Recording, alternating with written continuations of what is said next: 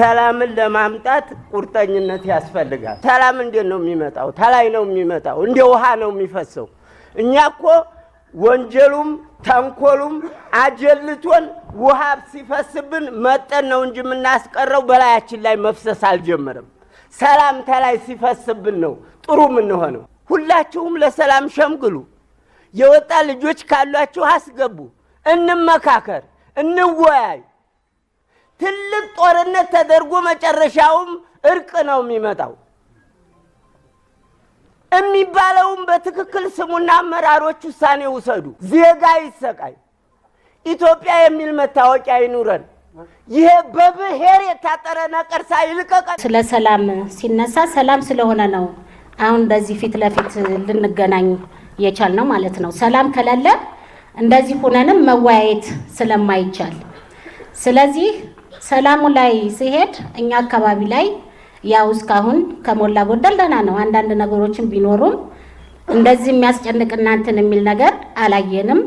በከተማ አስተዳደራችን ምክንያት በአመራሩ ምክንያት እዚህ ደርሰናል። ነገር ግን አሁን ላይ ከላይ የተጀመረው ከክልል ከፌደራል ተጀምሮ የተጀመረው ውጣኖ መጀመሪያ እንደተጀመረው እታች ቢደርስ ኑሮ እንደዚህ አይነት ውስብስብ ነገር አይፈጠርም ብዬ አስባለሁ። አመራር ሆኖ ለሌላ ደጋፊ የሚሆን አካል አለ። ያ ባልጸዳበት መንገድ ዛሬ ለሀገራችንም ለኑሮ ውደታም ችግር ፈጥሮብናል። ይሄ ሁሉ የመጀመሪያው ዩኒፎርም እታች ቢዘልቅ ኑሮ እንደዚህ ባልሆነ ነበር። ግን ወደ ኋላ መመለሱ ትርጉም የለውም። አሁን እንኳን ያላችሁት አመራሮች ይሄ ስራ መሰራት አለበት፣ መወረድ አለበት፣ እስከ ቀበሌ ድረስ መፈተሽ አለበት አመራሩ። በእርግጥ ሰው ጥንቅሽ አይደለም፣ አይነከስም። እውነት ነው የምላችሁ፣ ሁላችሁም ታውቁታላችሁ። ቤተሰብ ባልና ሚስት ሲጣላ ልጅ ይታመማል፣ ልጅ ይሞታል፣ ገንዘብ ይጠፋል። ምንም የሚጠቅመው ነገር የለም። እንዴ ሁላችሁም ታውቁታላችሁ ብዬ ነው። በፍቅር ያልኖረ ሰላም የለውም፣ ልማት የለውም፣ ሀብት የለውም፣ ሲሳይ የለውም፣ ጤና የለውም። በእኔ ታሪክ እኔ ልጅ ነኝ፣ ትላልቅ አባቶች ያሉ፣ በታሪክ ግን አዝናለሁ ሽማግሌውኝ አለመገኘት። የሃይማኖት አባት ይባላል። ቀጥ እውነት ነው አይደለም? ሆኖ አልተገኘ ሀራቲ ጀምሬ ነው ማንንም ባልሳደብ የሰራሁት ነገር እስከሌለ ድረስ የታሪክ ተወቃሽም ነኝ። የግጭት ከተነሳ ጀምሮ ኮምቦልቻ ሰላም ነበረች። ግን ሰላም ለምንድን ነው የሆነችው ብለን ስንጠይቅ በሁለት ምክንያቶች ነው። ከተማ አስተዳደሩና ማህበረሰቡ ተናቦ ለሰላሙ ሰርቷል። ለምሳሌ እንደ ከተማ አስተዳደር የሰጠነውን ኃላፊነት ተወጥቷል ብዬ አምናለሁ እኔ። ማህበረሰቡ ሰላም ይሻለኛል የሚያዋጣኝ ሰላሙ ነው ብሎ ለሰላም አጋርነቱን አሳይቷል። በዚህ ምክንያት ሰላም ሆናለች ኮምቦልቻ። ከዚህ ባለፈ ግን እንደ ክልል የሚጠየቁ ጥያቄዎች አሉ። ለነዛ ምላሽ መስጠት ያስፈልጋል። የክልሉ አስተዳደር እስካሁን የሄደበትን ርቀት እነዚህ ችግሮች ከተነሱ በኋላ እንኳን ቢያንስ በዝርዝር ቢያቀርባቸው የተሻለ ነበር። ምክንያቱም ሰላም ስላልን ብቻ ሰላም አይመጣም። አንዳንዴ ወይ ደግሞ መከላከያው የሚጠበቅበትን ኃላፊነት እየተወጣ ነው፣ እየሞተ ሰላም ለማስከበር ጥረት እያደረገ ነው። ይሄ ግን ፖለቲካል አስተዳደሩ ካላገዘው ውጤት ሊያመጣ አይችልምና ይሄንን ከግምት ውስጥ ማስገባት ያስፈልጋል። ለምሳሌ በርካታ ውይይቶች ተደርገዋል ባለፉት 3-4 ወራቶች ከህብረተሰቡ ክፍል ከታችኛው የህብረተሰብ ክፍል መሰል ውይይቶችን ማድረግ በጣም ጥሩ ነው። ከዚህ ባለፈ ግን ለምን ኢሊት ከሚባለው እነዚህን ግጭቶች ጠምቆ ወደኛ ከሚያመጣልን ኢሊት ከሚባለው ኃይል ለምሳሌ የክልሉ አስተዳደር ምን አይነት ውይይት አድርጓል? ከተፎካካሪ ተቃዋሚ ፓርቲዎች ጋር ሊሆን ይችላል፣ ከዲያስፖራው ጋር ሊሆን ይችላል። ፖለቲካን ሜክ ከሚያረጉ ሐሳብ ሜክ ከሚያረጉ ሰዎች ጋር ምን ያህል ውይይት አድርጓል? የሚዋጋውና የሚሞተው ግን ምን አይነት ሰው ነው ስንል አሁንም የምስኪኑ አርሶ አደር ልጅ ነው። በፖለቲካ የዳበረ በአቅሙ የፈረጠመ የትምህርት ዕውቀት ያለው ሰው አይደለም እየሞተ ያለው። እያነጎድ ነው እየቀሰቀስ ነው እየሞተ ያለው ምንም የማያውቅ ሰው ስለሆነ የመንግስትን ታላቅ እገዛ ይፈልጋል። የመንግስትን ዝቅ ብሎ መወያየት ይፈልጋል አሁንም ለመፍታት። ምክንያቱም በመግደልና በመገዳደል መሸናነፍ ስለሌለ ማንንም አያሸንፍም። ለምን አመራሮቻችን ይሞታሉ? ለምን ወታደሩ ይሞታል? የኛ ልጆች አይደሉም?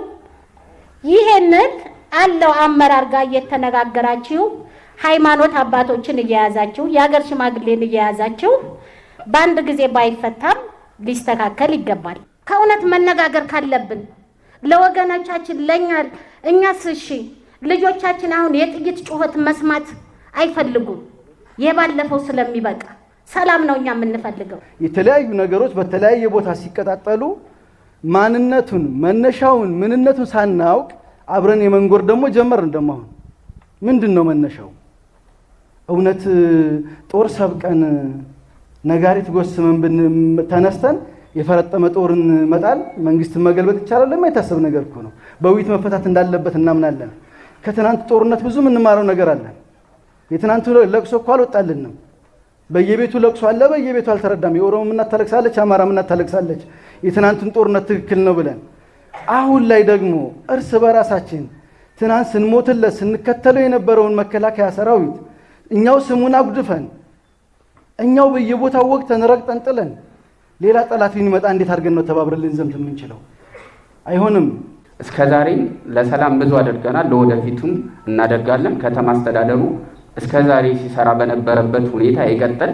ትንሽ መዘናጋት ካለ ችግሮች ሊፈጠሩ ይችላሉና የነበረውን ትጋት አሁን የሚቀጥልበት ግን እንደ ክልል ባካችሁ አዲስ ነገር ሁልጊዜ ተመሳሳይ ችግርን በተመሳሳይ ሁኔታ ለመፍታት እየሞከርን ፌል እያደረገን አሁንም ያንኑ መንገድ የምንሄድ ከሆነ ከግጭት አዙሪት ውስጥ አንወጣምና እባካችሁ ለማለት እወዳለሁ። ማዳበሪያ ወስዶ ያልዘራ አርሶ አደር እንዳለ እናውቃለን። የዘራውን ደግሞ ለማጨድም ችግር ላይ እንደገጠመ እናውቃለን። እና ሁላችንም ተረባርበን አካባቢያችንን ከተማችንን ጠብቀን ማለት ነው ምን ሰራበትን እጅና ጓንት የሃይማኖት አባቶች፣ ወጣቱ፣ ሲቪል ማህበራት ሁሉም ተረባርበን አይበጅም ብለን ሰላማችን ያንን በዚያ 39 ቀን የወደመውን ንብረት እንኳን አልተካ ነው ከአንጻራዊ ሰላም ወደ ዘለቄታ ተሸጋግረን የተጀመሩ ልማቶች እንዲከናወኑ እንዲደረግ ሁላችንም የጋራ ርብርብ ማድረግ አለብን ነው የምለው። መንግስት ለሰላም የዘረጋውን እጅ ስለማልገነዘብ ስለማላቅ ሳይሆን አሁን በጣም በጥልቀት ቢካሄድበትና ችግሮች በተለይ አሁን ትምህርት መሰረተ ልማት ምናምን የሌለባቸው አካባቢዎች አሉ። ችግሩ በጣም ስር የሰደደባቸው ማለት ነውና እነዚህ አካባቢዎች ላይ በውይይት የሚፈታበትን መንገድ የክልሉ መንግስት ቢያመቻች የህዝቡም ከዚህ በፊት ያው ስለ ሰላም ያለው ግንዛቤ ችግር እንዳይፈጠር ረድቷልና እሱን ለማስቀጠል ዞሮ የክልሉ ሰላም ካልመጣ ምንም እንትን አይደለም። አሁን ለምሳሌ የጤፍ የተለያየ ነገሮች የኑሮ ውድነቱን የፈጠረው መንገድ መዘጋጋቱ ምናምን ስለሆነ እሱ ላይ በደንብ ቢሰራ ሰላም ላይ ሚሊተሪ ብቻውን፣ ፖሊስ ብቻውን፣ መከላከያ ብቻውን ሊያመጣ የሚችለው ሰው ለውጥ እንደሌለ እናውቃለን። ማህበረሰቡ በጣም የነቃ ተሳትፎ የሚያደርግበት የጸጥታ መዋቅሩ ደግሞ አሁንም ጤነኛ በሆነ አካሄድ ከማህበረሰቡ ጋር በሚያቀያይም መስመር ሳይሆን ጤነኛ በሆነ አካሄድ ጠንካራ መሰረት፣ ጠንካራ ደህንነት ተዘርግቶ ከተማዋን መጠበቅ ያስፈልገናል ለማለት ነው። የአማራ ህዝብ ትክክለኛ ጥያቄዎች የነበሩ አሉ። ለምሳሌ ሞት፣ መፈናቀል፣ እነሱን ለመፍታት የተካሄደበት ርቀት ምንድን ነው የሚለውን ለማህበረሰቡ ግልጽ ልታረጉ ይገባል። ሰሞኑን ከኦሮሚያ ክልል አመራሮች ጋር አንድ ስምምነት እንዳደረጋችሁ አይተናል። በጣም ይበል የሚያሰኝ ግን ምን ያህል ርቀት እንደሄዳችሁ ምን ስራ እንደሚጠበቁ የታይም ራሱ ጊዜ ሰሌዳችሁን ለህዝቡ ብታቀርቡ አንድ መፍትሄ የሚሆነው ነገር ይሄ ነው። እንዳልኳችሁ መከላከያ የሚሰራው የራሱ ስራ አለ፣ እሱ ጥሩ ነው። ግን የፖለቲካ አመራሩ ደግሞ ስራውን ቢሰራ ብዬ አምናለሁ። ውይይቶች መደረግ አለባቸው። መሰረተ ልማት ስራዎች ላይ በርካታ መሰረተ ልማት ተሰርተዋል። ለምሳሌ መናኸሪያን ስንት ዓመት ተቋርጦ ስንት ዓመት ገንዘብ ተበልቶበት በዚህ ዓመት ከነ ህንጻ የተጠናቀቀበት አግባብ ነው ያለው። ባይባስ መንገዱም ላይ ያለው ተለዋጭ መንገድ ላይ ያለው የሃይስኩል ግንባታ፣ የመንገድና መብራት፣ ሌሎችም እንደገና በዚህ ትይዩ ደግሞ ሰላሙንም የማረጋጋት ስራ ይሰራል።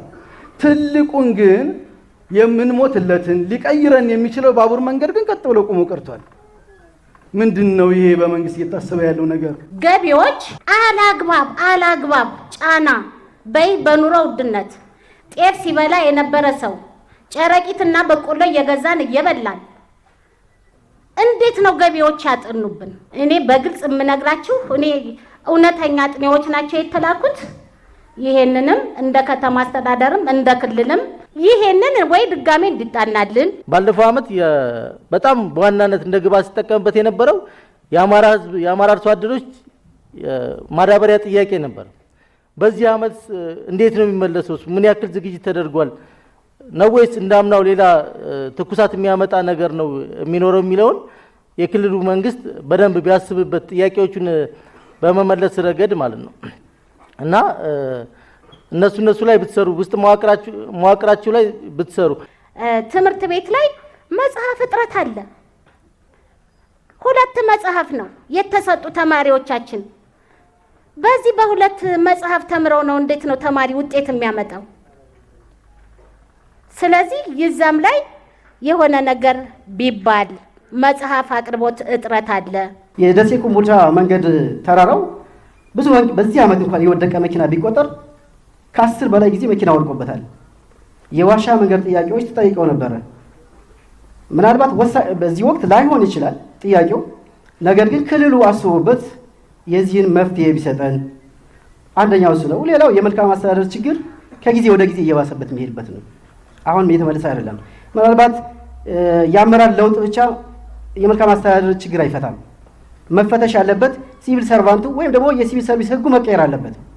እንደፈለገ እዛ የሚሰራው የባለሙያ አመራሩ ብቻውን ሊፈታው አይችልም። ስለዚህ እንደ ክልል የሲቪል ሰርቪስ ህጉን መቀየር ወይም ደግሞ በሌላ መንገድ የሚታዩበት ካለ መልካም አስተዳደር በአመራር መቀየር ብቻ አይመጣም ብዬ ስለማምን ነው። በዛ መንገድ ብታዩት።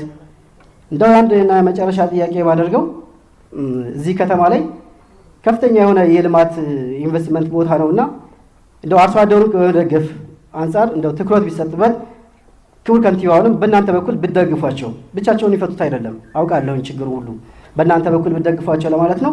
አመሰግናለሁ።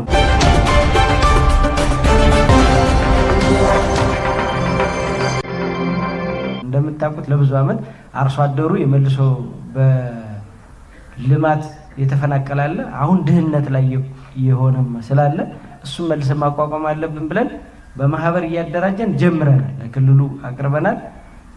በተለያየ ዘርፍ ፕሮፖዛል እያመጡ እየሰሩ ነው። ከክልሉም ድጋፍ እንፈልጋለን። ግን ከተማው ቁጥር 1 የመልካም አስተዳደር ስራ ይዞ የያዘው እነዚህ የብዙ ሰው የአንድ ሰው የ10 ሰው ምናምን ብቻ ጥያቄ ሳይሆን በርከት ያለ በሺህ የሚቆጠር ህዝብ ጥያቄ ናቸውና እንደዚህ የለየንባቸው ናቸው። አሁን የወቅታዊ ችግሩን ተከትሎ ዋጋ የሚጨምር ነጋዴ ያነሳችሁታል። ይሄ በጣም እንግዲህ ብዙዎቻችሁ እዚህ ነጋዴ ቤተሰብም አለን ነጋዴም አለን፣ በተደጋጋሚ እያስተማርን ነው።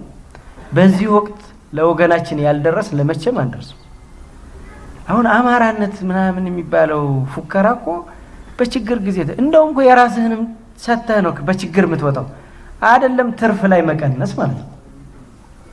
እና አንዳንዶቻችሁ አሁን እኛ በገበያ ማረጋጋት ብዙ ጥረት እናደርጋለን። ከተማ ገዳይ ካላችሁ ህገ ወጥ ግንባታ አሁን ካዳስተር እያስጠና ነው። 2017 ላይ የኮምቦልቻ ካዳስተር ያልቃል። 100% እንጨርሳለን። አቅድን እየሰራን ነው። የሚገርማችሁ በቃ 70-80% መሬቱ ህገ ወጥ ነው የያዘው ሰው። በርበሬ ወንዝ አይታችኋል። አሁን በዚህ የነበር ከተማ እንኳን ይሻል ነበር ብለንም ጠቅላላ ሰው 50 ካሬ ሜትር 100 ካሬ ሜትር 500 ካሬ ሜትር አጥሮ ያዘው። ካዳስተር አሁን በደንብ እየተሰራ ስለሆነ ያልቃል። ከዛ በኋላ እንነጋገራለን። መሬት ስርቆሽንም ህገወጥን የምንከላከልበት መፍትሄ እንሰጣለን። ዋናው ስራችን አሁንም ሰላምና ደህንነታችን ማረጋገጥ ነው። ከዛ ባለፈ ደግሞ የመልካም አስተዳደር በጠቀስኳቸው የመልካም አስተዳደር ችግሮችን ለመፍታት እንሰራለን። በዚህ ዓመት ወደፊት እናሳውቃቸውን ከ1 ቢሊዮን ብር በላይ የተለያዩ ፕሮጀክቶችን ስራ እናስጀምራለን። ህዝባችን ከተጋገዝ ከተማችንን ተወዳዳሪ ከተማ፣ ስራ እድል የሚፈጠርበት አቅም ያለው በገቢም የተሻለ በኑሮም የሚያምር አረንጓዴ ልማትም ጭምር ያለበት ከተማ ማድረግ እንችላለን። ዋናው የህዝብ ተሳትፎ እገዛ ነው። አባቴ ያሉት ትክክል ነው።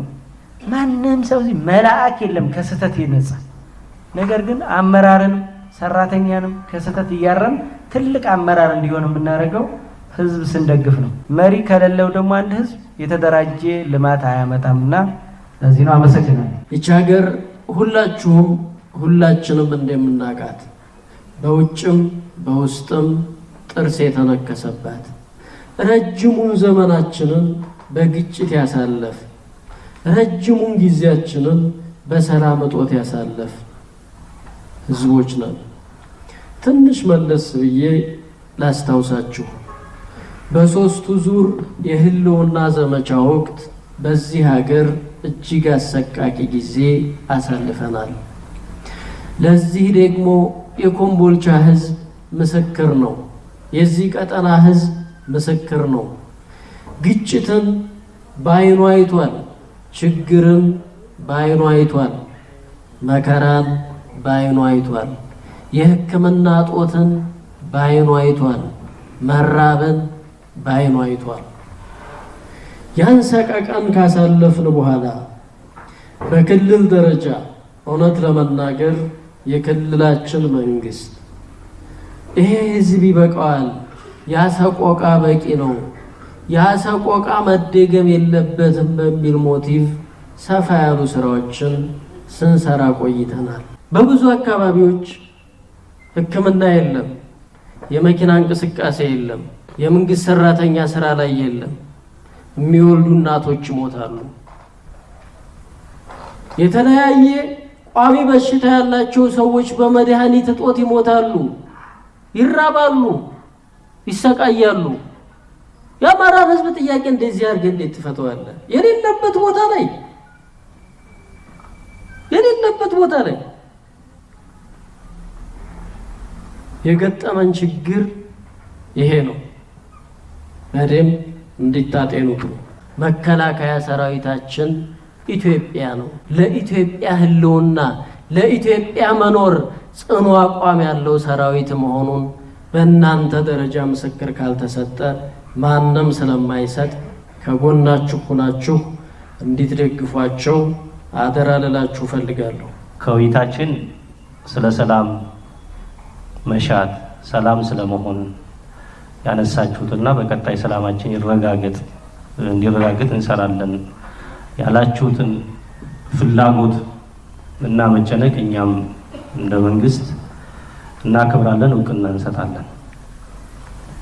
በሌላኛው ጭፍ ደግሞ ውስጣችን ምንም ችግር የለም፣ እዛው እናንተ ራሳችሁ ፈልጉ ፈትሹ ያላችሁትን ጉዳይ እናንተም ራሳችሁን ፈትሹ። ሁላችንም ጋር ችግር ስላለ እሱን መፈተሽ ያስፈልጋል። ምክንያት ሰላም የሚባለው ነገር የቤተሰብ፣ የማህበረሰብ፣ የመንግስት፣ የሃይማኖት ተቋማትና የትምህርት ተቋማት ወይም መካነ ትምህርት የምንላቸው ተቋማት እውነተኛና ሀቀኛ ግንኙነት ቅንጅት ውጤት ነው። ሰላም በለበጣ ንግግር አይመጣም። ሰላም በአዞምባነት አይረጋገጥም። ሀቀኛ ንግግር ይፈልጋል። ሀቀኛ ስራ ይፈልጋል። መጠየፍን ይፈልጋል። ይሄን ስናደርግ ወንጀልን ስንጠየፍ የሰላም ዋጋ የሚያስከፍለውን ነገር አውቀን ስንንቀሳቀስና ለዛ ስንሰራ ሰላማችን ዘላቂነት ይኖረዋል። ሰላማችን እውነተኛነት ይኖረዋል። ስለዚህ ሰላምን ለማረጋገጥ የመጀመሪያው ነገር መሆን ያለበት በግለሰብ ደረጃ እውነተኛ እርቅ በውስጥ ይፈልጋል። አስመሳይ አለመሆን፣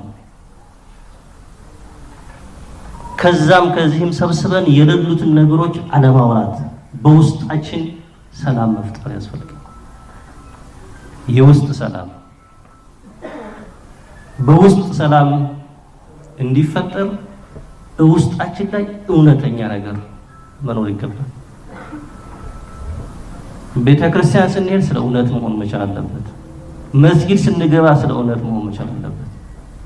እየሰገርን ድንጋይ መወርወር የምናስብ ከሆነ እየጸለይን ድንጋይ መወርወር የምናስብ ከሆነ ጸሎታችን የማይሰብርም ምድራዊ ህይወታችንን ምስቅልቅል ውስጥ ስለሚገባ ሰላምን በመጀመሪያ በግለሰብ ደረጃ እንፈልገው። የሰላም አጥሩ አይምሮአችን ውስጥ ይሆን። ሰላምን ለማምጣት ወደ ድሮ ግብረ ገብነታችን እንመለስ። ሰላምን ለማምጣት ወደ ድሮ ቄስነታችን እንመለስ። ሰላምን ለማምጣት ወደ ድሮ ሽህነታችን እንመለስ፣ ወደ ድሮ አብሮነታችን እንመለስ፣ ወደ ድሮ ንግግራችን እንመለስ። የለበጣ የሌለንን ነገር ከማውራት እንቆጠብ። ያ ካልሆነ ሰላም አይመጣም። ዋጋ የምትከፍሉት ደግሞ እናንተ ናችሁ። ቃጠሎ የሚያቃጥለው እናንተን ነው። ውድመቱ የሚያወድመው እናንተን ነው። ድቀቱ የሚያደቀው እናንተን ነው።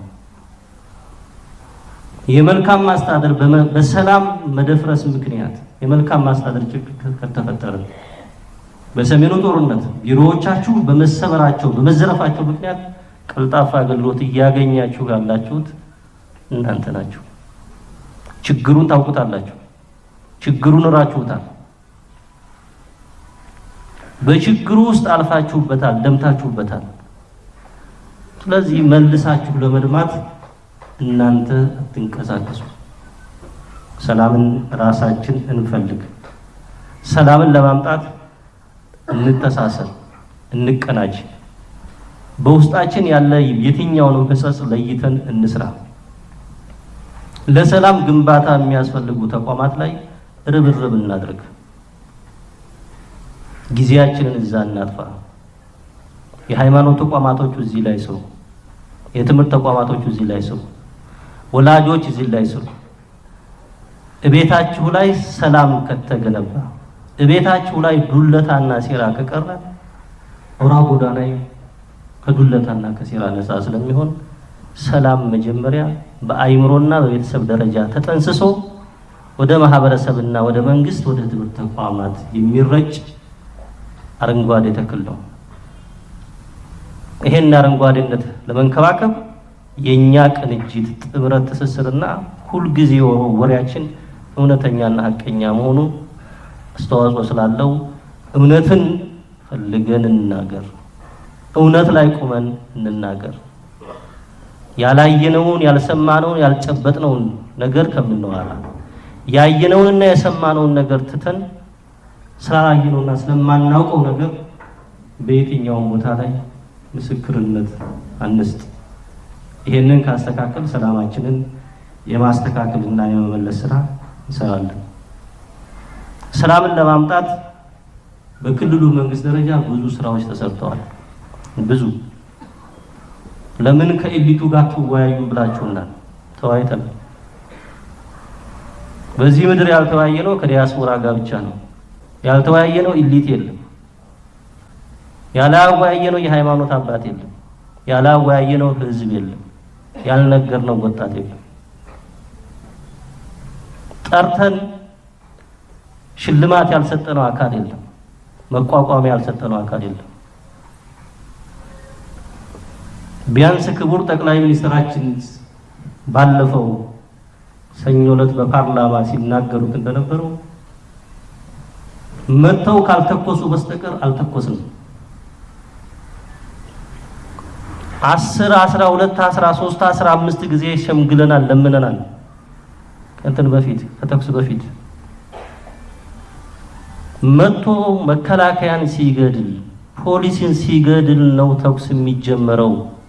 ይሄን ባይናችሁ አይታችኋል፣ ታውቃላችሁ። ምን ይኩን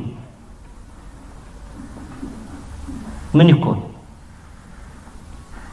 እንሸማገል እንጂ እንወያይ እንጂ አትሙቱ እንጂ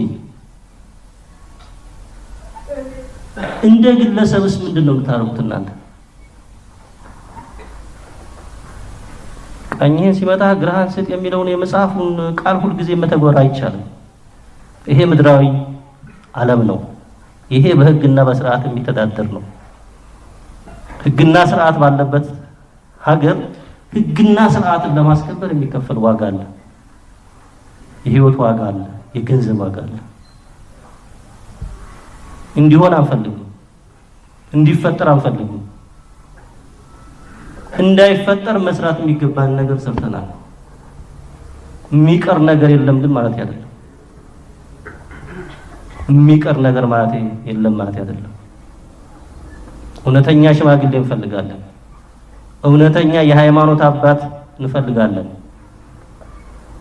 ለመስቀሉ ለቁርአኑ ቆሞ እርቅ የሚፈጥር በመስቀሉ ሰላምን የሚባርክ እንጂ ጦርነትን የማይባርክ በቁርአኑ ስለ ሰላም የሚሰብክ እንጂ ስለ ውድመትና ሁከት የማይሰብክ ሃይማኖት አባት እንፈልጋለን፣ ሽማግሌ እንፈልጋለን።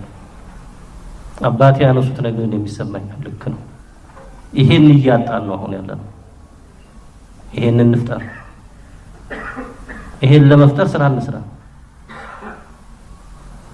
ይሄን ስናደርግ ልጆቻችን ትምህርት ተቋማት ላይ ይውላሉ። ይሄን ስናደርግ በስራ አጥነት ችግር እየተቀጣ ያለው ወጣት ሙሉ በሙሉ ባናጠፋው እንኳን ቁጥሩን እንቀንሳለን። ይሄን ስናደርግ አሁን ባለው ግጭት ምክንያት የተባባሰውን የኑሮ ውድነት በግጭቱ ምክንያት የመጣውን ችግር እንቀንሳለን። ከምርትና ከአቅርቦትና ከገበያ ችግሩ ጋር ያለው ላይ ትግል እናደርጋለን። እሱን ለመስራት ጊዜ ይኖርናል። ይሄን ተለይቶ ስራ መስራትና እዚህ ላይ ርብርብ ማድረግ ያስፈልጋል። ሁሉም ነገር ከነፍጥ በታች እንዲፈታ አስፈላጊውን የሰላም ጥሪ እናደርጋለን።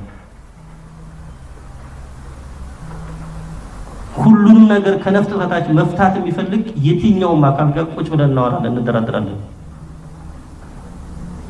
አጀንዳ አለኝ የሚል አካል ካለ የሚደራደር የሚወያይ የሚሸማገል አካል ካለ ቁጭ ብሎ እስካሁንም ተሰርቷል፣ ወደፊትም ይሰራል።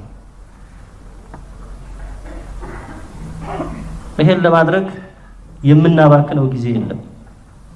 ይሄን ለማድረግ የማናዋጣው ሀብት የለም።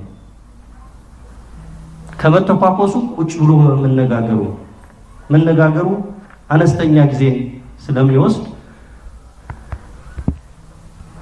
እና አነስተኛ ዋጋ የሚያስከፍል ስለሆነ አነስተኛ ዋጋ የሚያስከፍለው የህዝብን የልማትና የመልካም ማስተዳደር ፍላጎትን የሚጨምረውን ወንድማማችነትና እህትማማችነትን ከፍ የሚያደርገውና የአማራን ህዝብ በኢትዮጵያ ብሔር ብሔረሰቦች ፊት ክብሩና ልዕልናውን ከፍ የሚያደርግ ማንነቱን የሚመጥን ስራ እንሰራለን።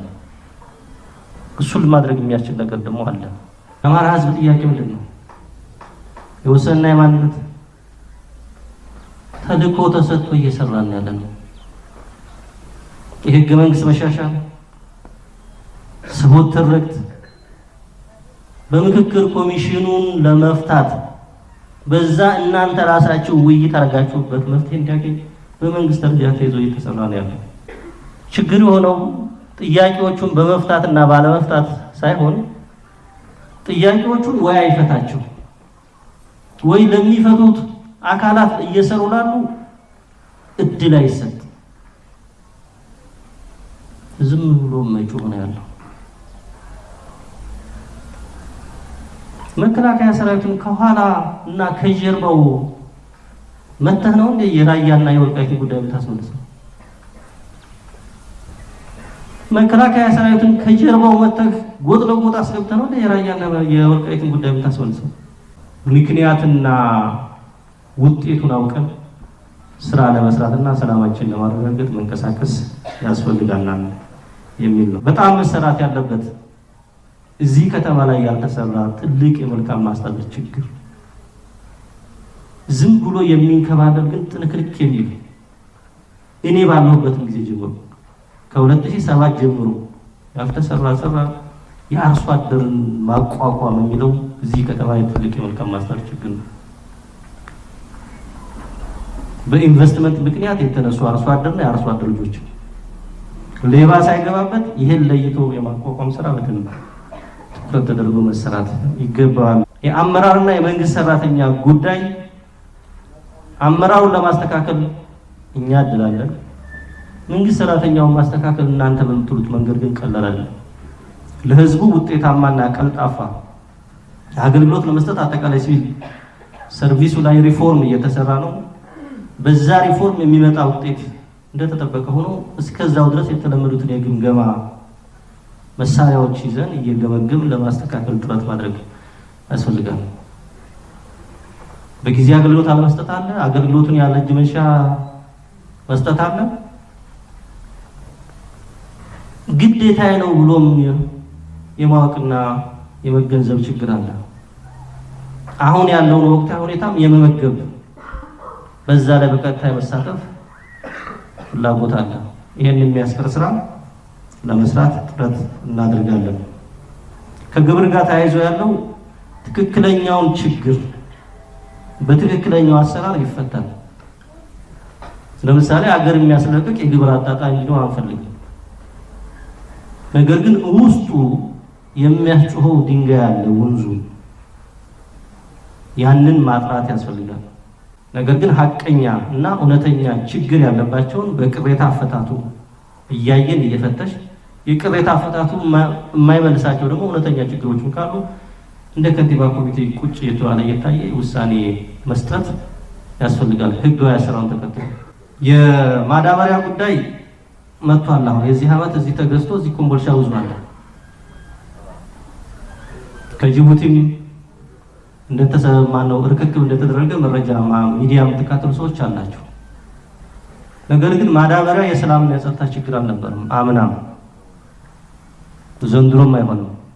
በወቅቱ ከየትኛውም ጊዜ በላይ ምናልባት በዚህ ዓመት የማዳበሪያ ጉዳይና በቀጣይ ጊዜ ችግር እንዳይሆን ተደርጎ እየተሰራ ስላለ እሱን በደንብ ለይተን ትኩረት አድርገን እንሰራለን።